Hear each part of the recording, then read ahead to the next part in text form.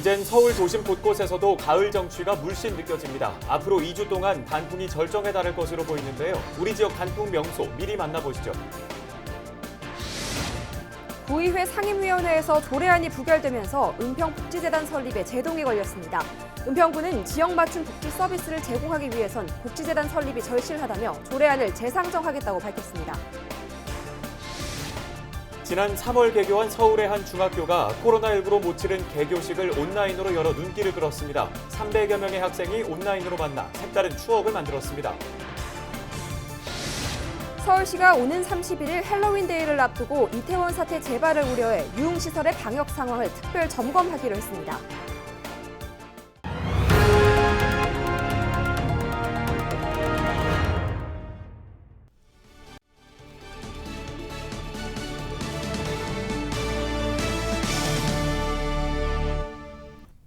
시청자 여러분 안녕하십니까? 헬로티비 뉴스입니다. 헬로티비 뉴스 서울, 오늘은 가을이 찾아온 북한산 둘레길 소식으로 시작합니다. 우리 지역 단풍 명소를 손성혜 기자가 먼저 다녀왔습니다.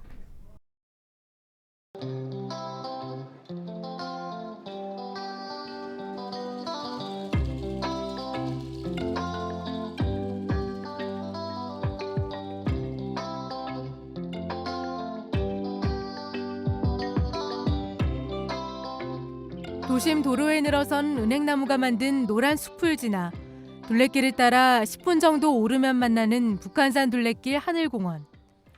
서울 시내가 한눈에 내려다 보이고 손을 뻗으면 북한산이 닿을 것 같습니다. 삼봉우리 주변부터 물들기 시작한 단풍은 하루하루가 다릅니다.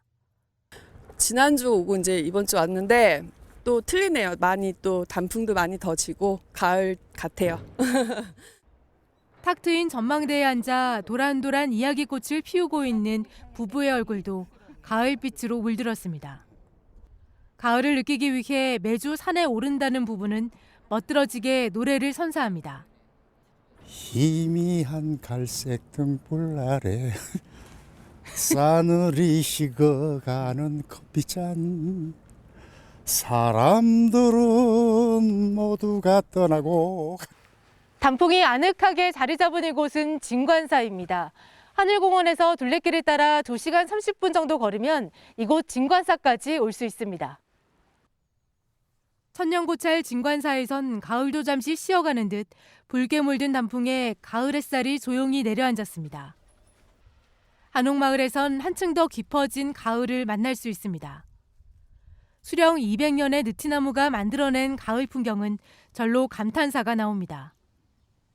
가을을 마음에 담으려는 듯 사람들은 바람결을 따라 잎이 흩날리는 느티나무 주변을 떠날 줄 모릅니다. 가을 정취에 흠뻑 빠졌습니다. 너무 아름다워갖고 옛날 생각도 나고 그래요. 좋았고 어렸던 그 시절이 생각나면서 이렇게 마음이 여유가 있으면서 편안해요. 더 많은 우리 동네 단풍 명소는 서울시 홈페이지와 스마트 서울앱에서 확인할 수 있습니다. 이제 막 가을빛을 내기 시작한 단풍은 앞으로 2주가 절정일 것으로 보입니다. 헬로티비 뉴스 손성혜입니다. 오는 31일 헬로윈 데이를 앞두고 서울시가 방역 조치를 강화하기로 했습니다. 서울시는 이번 주말로 다가온 헬로윈 데이가 자칫하면 지난 5월 이태원 클럽 사태처럼 대규모 집단 감염을 초래할 수 있는 위험한 상황이라며 이같이 밝혔습니다. 시는 출입 명부 작성 여부를 점검하고 테이블 간 거리 두기와 적정 인원 관리 등의 방역 조치를 강화할 계획입니다. 헬로윈 데이 당일인 31일에는 이태원과 홍대, 강남 등의 유흥시설을 대상으로 핵심 방역 수칙 이행 여부를 집중적으로 점검합니다.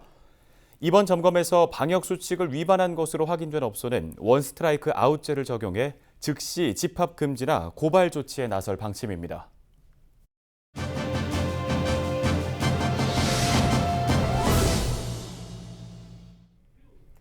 은평구가 2년 넘게 추진해온 복지재단 지원 조례안이 구의회 상임위원회에서 부결되면서 사업 추진에 제동이 걸렸습니다. 관련 소식 전해드리면서 복지재단 설립에 대한 문제를 제기해온 구의원의 얘기를 들어봤는데요. 오늘은 구청 측의 입장을 살펴보겠습니다. 네, 이 복지재단 설립은 구청장 공약 사항으로 은평구가 민선 7기를 시작하면서 핵심적으로 추진해온 사업이기 때문에 파장이 큽니다. 관련 내용 직접 들어보죠. 김미영 은평구청 주민복지국장과 화상 연결합니다. 국장님 안녕하십니까? 안녕하십니까. 김미영 국장입니다. 네, 2년 넘게 추진되어 온 은평복지재단 설립 조례안 구의회 행복위에서 부결됐습니다. 이 부분에 대해서 어떻게 생각하시는지요? 재단 설립 조례안이 부결된 것은 매우 안타까운 일입니다. 지난 2년 동안 지역복지계와 함께 준비해온 노력이 충분히 반영되지 못한 결정입니다. 부결로 인해 핵심 복지사업 추진에 차질이 우려됩니다. 은평구는 복지 수요가 많고 복지 환경이 급변하고 있습니다. 복합적인 문제에 적극 대응하기 위해서는 재단 설립이 시급하다는 것이 민관복지계의 요구입니다. 구의회와 지역사회의 의견을 좀 더 수렴한 후 재단 설립을 계속 추진해 갈 예정입니다. 네, 새로운 출자법인 설립에 따른 예산 문제와 또 기능적으로 지역 내 복지기관과의 업무가 중복된다는 지적이 있었습니다. 이에 대해서는 어떤 의견이십니까? 재단에 출연할 예산은 우리구 재정에 큰 영향은 없습니다. 보통 재산으로 연간 8억 원 정도 출연하게 되는데요. 우리구 예산의 0.1%로 재정 부담이 크지 않고 경제적 유발 효과는 큰 상태입니다. 복지 예산 비율이 높은 우리구의 경우 한정된 복지 예산을 효율적으로 집행하기 위한 방안도 재단에서 모색할 예정입니다. 정책 연구 기능을 갖추고 있는 타 복지 재단과 비교해도 재정 부담은 낮은 수준입니다. 다른 복지 기관과의 업무 중복성의 우려도 지적하고 있는데요. 은평구는 민간과의 지속적인 협의를 통해서 이미 업무의 중복성을 조정한 상태입니다. 지역에 대한 기초 조사와 정책 연구를 통해서 필요한 복지 서비스를 개발하고 시행할 수 있는 차별성이 있는 재단입니다. 민간에서 수행하기 어려운 역할이기 때문에 기능 중복의 우려는 없습니다. 네, 앞으로의 계획도 궁금합니다. 이 안건을 재상정할 예정인지 또 재상정을 한다면 조례 내용에 변화가 있을지도 설명 좀 해주시죠. 재단 설립 준비가 2년이 지나가고 있는 시점입니다. 더 이상 늦출 수 없기 때문에 다음 정례회에 조례안을 재상정할 예정입니다. 일부 구의원님들이 이사회 구성과 관련하여 우려하고 있는 사항이 발생하지 않도록 임원 추천위원회 설치 내용을 추가하였습니다. 구의회에서 추천하는 사람이 위원회에 참여할 수 있도록 전문성과 투명성을 보장하겠습니다. 조례안 재상정을 위해 현재 입법 예고 중에 있습니다. 은평구는 전문적이고 민주적으로 운영할 수 있는 복지재단을 만들기 위해 민과 관이 함께해온 만큼 존중되어야 합니다. 설립 타당성에 대한 연구조사에서도 87% 이상이 찬성한 상태입니다. 초고령 사회 진입과 포스트 코로나 시대에는 맞춤형 복지 서비스를 제공하고 통합돌봄 기반 조성을 만들어갈 재단 설립이 절실한 상태입니다. 구민 여러분의 많은 지지와 관심을 부탁드립니다. 네, 오늘 인터뷰는 여기서 마무리 짓도록 하겠습니다. 지금까지 김미영 은평구청 주민복지국장과 이야기 나눠봤습니다.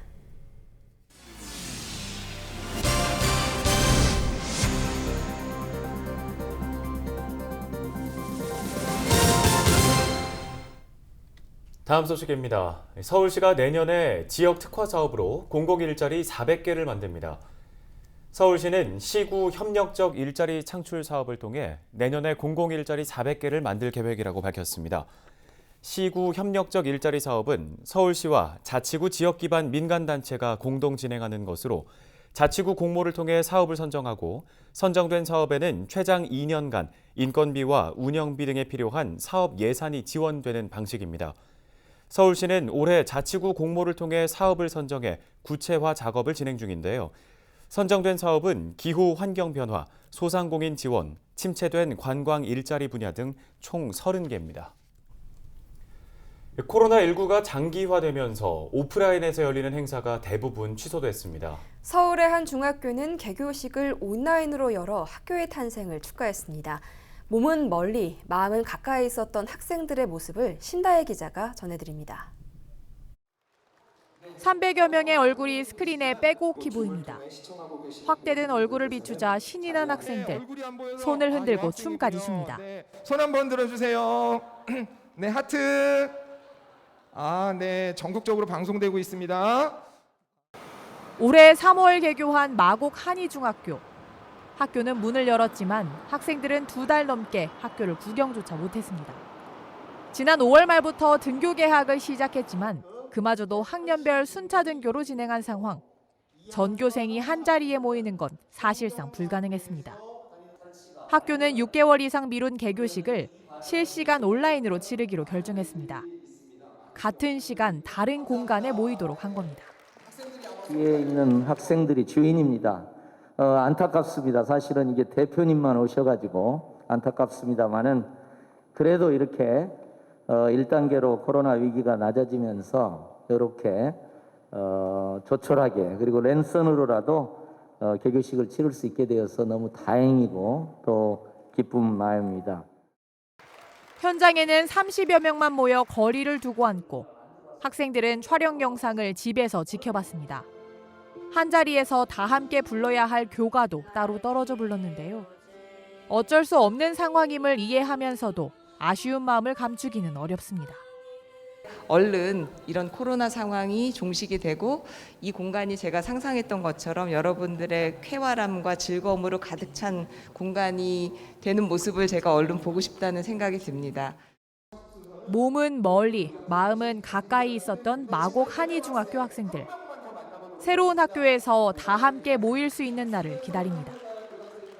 헬로티비 뉴스 심다혜입니다.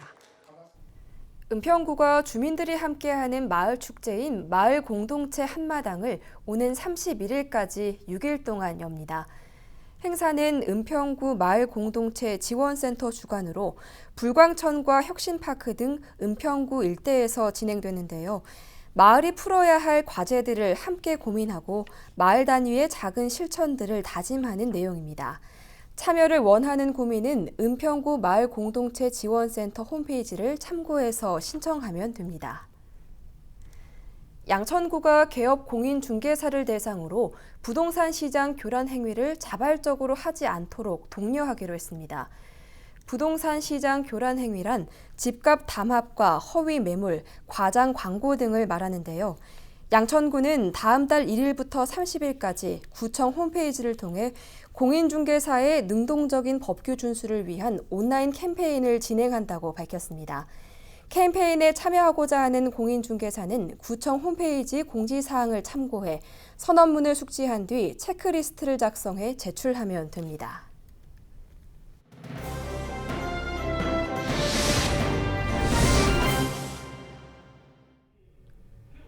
네, 의원 발언 때입니다.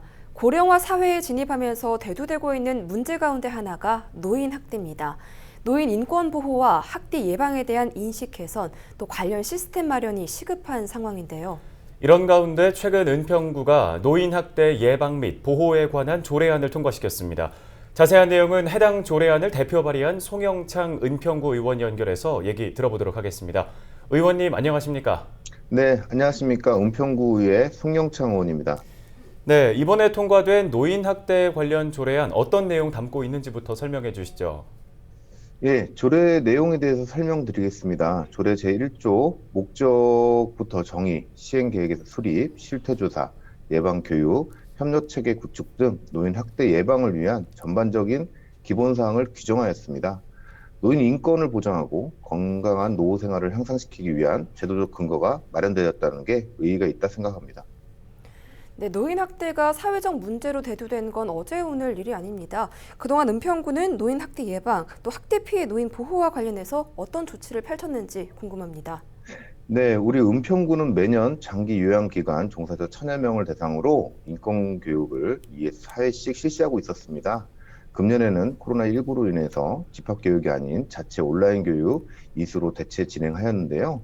또한 매년 노인의료복지시설 인권지킴이 사업을 실시하고 있습니다.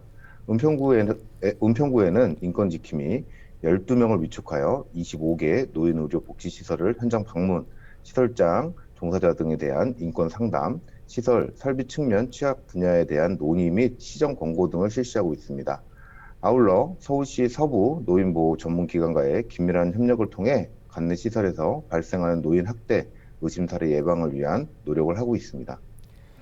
예, 또 이번 조례안에서 가장 눈에 띄는 부분이 바로 구민의 책무 부분이었는데요. 노인 학대 예방 그리고 학대의 노인을 보호하는 데 있어서 행정부뿐 아니라 구민들은 어떤 노력을 기울여야 된다고 보시는 건가요?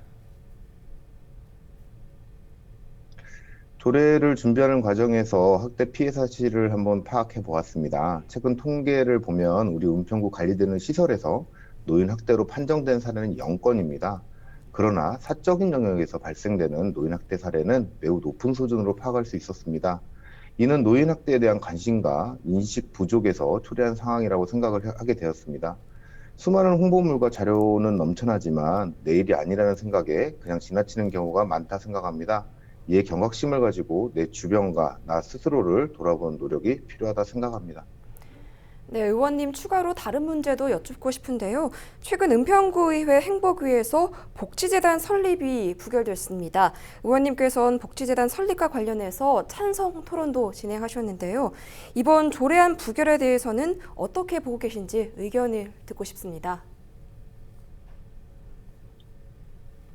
예, 상임위 질의 토론 시간 등을 통해서 다음과 같이 말씀드렸습니다. 우리 은평구는 2018년 9월부터 복지재단 관련 논의가 시작되었는데요. 주민과 여러 기관에서 20회 이상의 회의, 토론 등이 진행되는 과정과 서울시 출자 추정기관 운영심의위원회 심의가 통과된 사항, 복지재단이 운영되고 있는 서울시 8개 자치구의 조례, 제정, 일부 개정되는 과정 등을 바탕으로 은평구 복지재단 설립 및 운영에 관한 조례 제정이 보다 내실 있는 사회복지 서비스를 은평 구민에게 제공하기 위한 새로운 정책이라 생각하기에 찬성 토론을 하게 되었고요. 지난 278회 임시회에서 관련 조례가 부결된 건 사실이지만 이에 대해서 아쉽게 생각하고 더 많은 고민, 논의, 소통의 시간을 통해서 의미 있는 결과가 있을 것이라 기대합니다. 네, 관련 말씀 여기까지 듣겠습니다. 고맙습니다. 지금까지 은평구의회 송영창 의원이었습니다. 다음 소식입니다. 양천구가 지역의 청년 20명을 대상으로 가상현실과 증강현실을 전문적으로 배울 수 있는 교육과정을 개설했습니다. 교육은 다음 달 26일부터 12월 15일까지로 신월동에 있는 현대산업직업전문학교에서 진행됩니다. 교재비 등 교육 참여에 필요한 비용은 전액 지원되며 VR과 AR 관련 취업을 위한 포트폴리오 제작과 전문 멘토링도 교육 과정에 포함되어 있습니다. 양천구가 어르신을 대상으로 무인 주문 키오스크 사용법을 교육합니다. 양천구는 교육생 40명을 선발해 목동실버복지문화센터에서 오는 29일과 다음 달 5일 두 차례 키오스크 교육을 진행합니다. 교육생은 음식 주문과 티켓 발매, 요금 정산 등의 키오스크 단계별 사용법을 배울 수 있습니다. 참여를 원하는 구민은 목동실버복지문화센터로 문의하면 됩니다. 진관동에 있는 은평구립 축구장 시설 개선 사업이 추진됩니다. 은평구는 문화체육관광부의 생활체육시설 확충 공모 사업에 선정돼 사업비를 지원받게 됐다고 밝혔습니다. 사업비 지원 금액은 6억 7천여만 원이며 사업 대상지는 은평구립 축구장입니다. 은평구는 이번 사업비로 구립 축구장 잔디 교체 등 축구장 시설 보수 공사를 진행할 계획이라고 밝혔습니다. 헬로티비 뉴스 서울, 오늘 저희가 준비한 소식은 여기까지입니다. 헬로티비 뉴스는 언제나 지역 주민 여러분 곁에 있겠습니다. 함께해 주신 여러분 고맙습니다.